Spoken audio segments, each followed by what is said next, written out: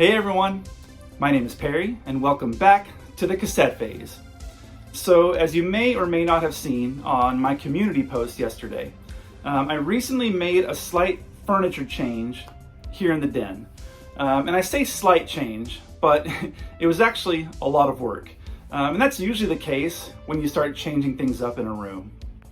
And this change came from the fact that my 1981 Quasar console television no longer works. Well, it technically works, but the picture tube is starting to go out and you can't really watch anything on it and enjoy it with the picture looking the way that it does. And that's unfortunate because when I first got it a few years back, it worked really well. And I know that these things usually only have a little bit of life left in them, if they work at all. So I used it sparingly, hoping to prolong the life of it as long as I could. But in the meantime, I'd been keeping a close eye out for a replacement. Estate sales, flea markets, Facebook Marketplace, and I finally found one that works and for a really good deal. These things are super heavy and cumbersome, hard to move, and you could tell that these particular people, they just wanted it gone. So after a little back and forth, I took a little road trip, several towns over actually, to pick up this beautiful beast of a television set. And I took some footage along the way. I wanted to chronicle another journey on the never-ending quest for nostalgic items. And of course, I wanted to share this experience with you all. Now, why go to all this trouble for what is essentially dying or even dead technology? Well, that could be asked of many things on this channel, honestly. But for this specifically, I just feel like our current TVs, they're just large, plastic, sometimes flimsy, essentially computer monitors that are just meant to output whatever streaming service you've got connected to it in the highest resolution possible. And don't get me wrong, for things like modern movies and sports, I can appreciate the high resolution just as much as the next guy. We do have 4K televisions in this house, and they get a decent amount of use. But for me, as you've heard me talk about before, sometimes the feel, the experience is more important than the quality of the picture. And console TVs, they're more than just TVs, they're furniture.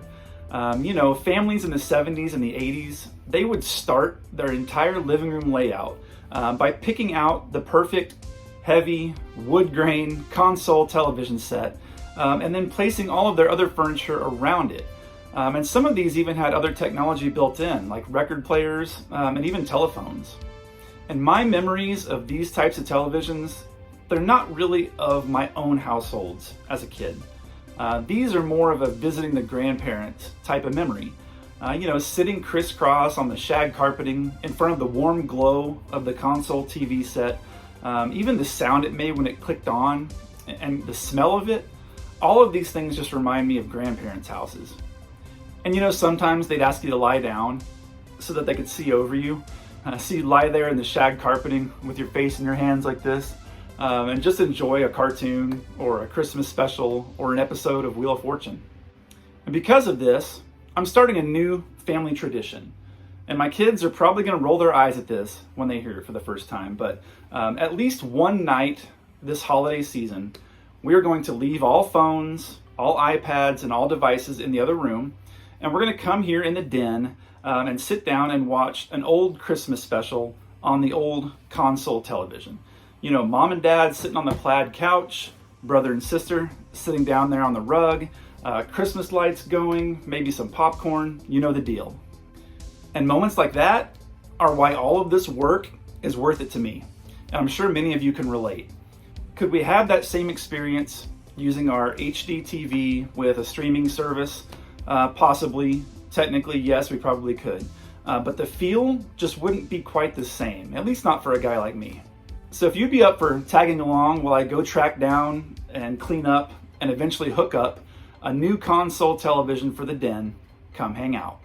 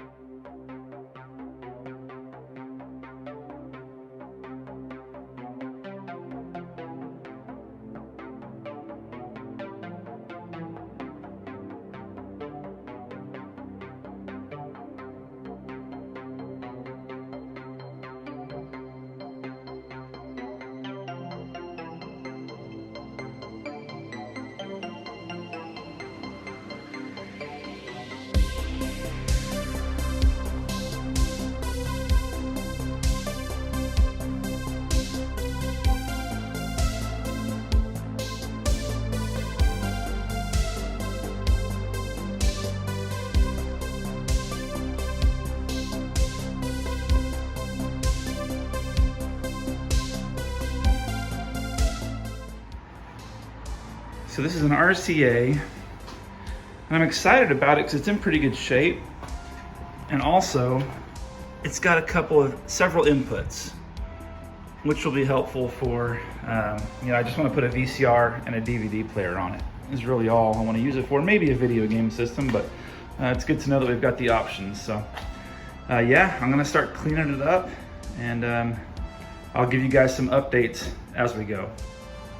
So as I was cleaning this up, there's really just a few little nicks and scratches, nothing major.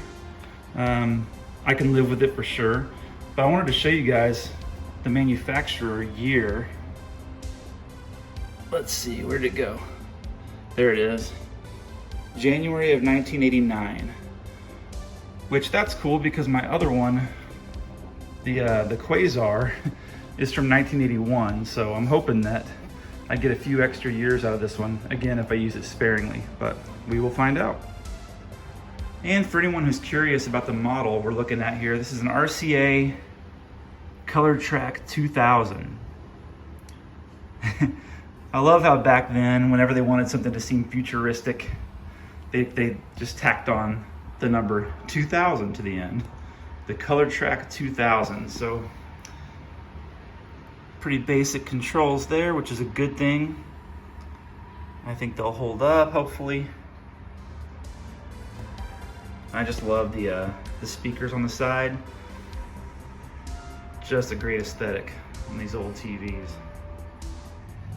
And another reason that I'm hopeful, and it'll be amazing if I can get this remote control to work, but we'll give it a try. Look how cool that is. Just a great, simple remote control. But look at the label on the back. Batteries changed April 24th, 1996. Now I'm doing some work to kind of clean these contacts and things and hope that I can get the remote working, which would just be a bonus in my opinion. If it doesn't, the controls are easily accessible, and I'm okay with that. But yeah, does that mean that this TV hasn't been watched since then, or does that just mean that whoever it belonged to, they were getting up and using the manual controls each time? Either way, I'm excited to have it. Okay, so quick update on the remote control situation. I found this remote, there was like a bag of accessories that they gave me along with the TV, and it had just some cables, like an old antenna, and buried in there was this remote. So it's a universal RCA, and it says battery July 12th, 2015. So maybe the reason the other one hadn't been used since 1996 is maybe it stopped working. That could just be wishful thinking on my part, but we're gonna test it. But before we do, can I just say, we need to go back to a time as a society where we took the time and effort to label when we last replaced the batteries in our remote controls. Anyway, let's see if this works.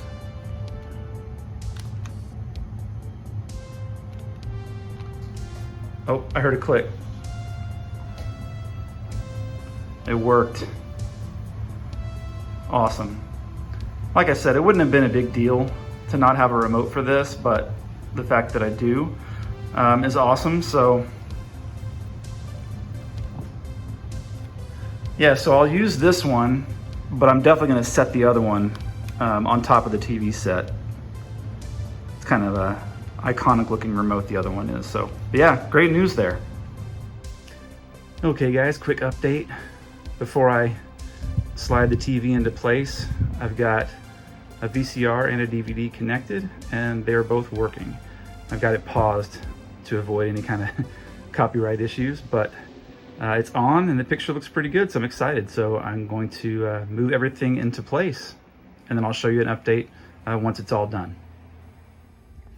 All right guys, there we have it. Took a little bit of time, but it is there. It's up and running. It's nicely cluttered on top, just how I like it. So let's take a closer look here. And yes, there are some holiday decorations out. I know it's a little early, but that's just kind of how we do it in this house. I'm going to do a full tour of the den with the Christmas decor up and going here in the upcoming weeks. But for now, let's take a look at the top of this thing first.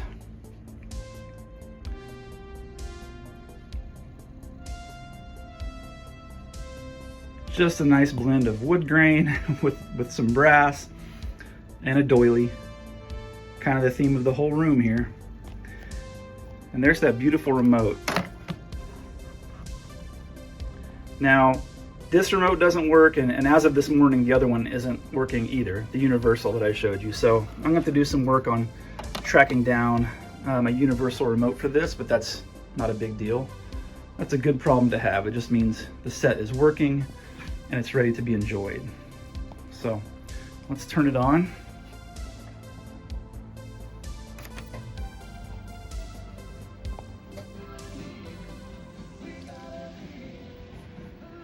Now I have to avoid any kind of copyright, so let me turn the volume down here really quick.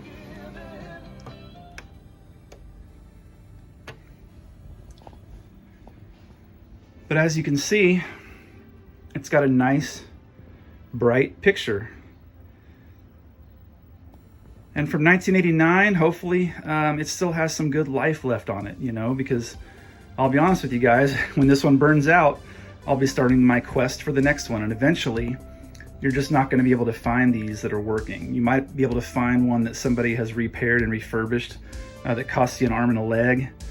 Hopefully it doesn't come to that anytime real soon, but yeah, I'm going to use it sparingly. It's going to be kind of like a special occasion type of TV set. You know, I'll sit over here on the couch once in a while and watch an episode of something, or maybe watch a movie. But yeah, I just couldn't be happier that it's here. And don't worry, the Quasar that was sitting here, we kept it. We're not going to get rid of it.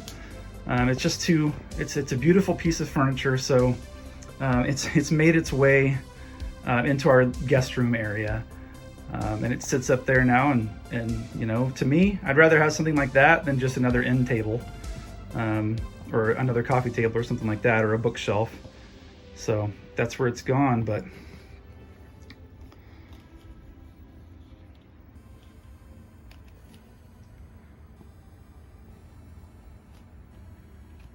yeah, and Growing Pains just feels like the perfect sitcom to watch on a TV show like this, on a TV set like this, doesn't it? When I first plugged everything in, I had a Cheers disc going. And that was just the disc that was already in the DVD player. And that felt pretty good too, but Growing Pains, perfect. Yeah, so I'm looking forward to many an evening watching shows like that in here. So let's take another look here, a little closer. One of my favorite features that my other one did not have are these speakers on the side.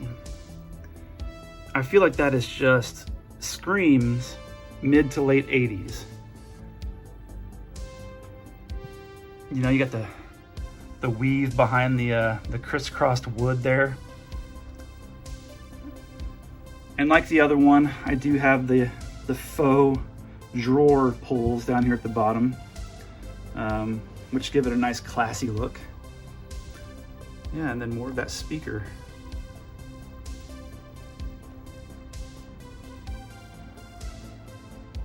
You know, I remember specifically at one of my grandparents' houses, my grandmother's house, she had a TV very much like this one, with doilies on top, very much like that one.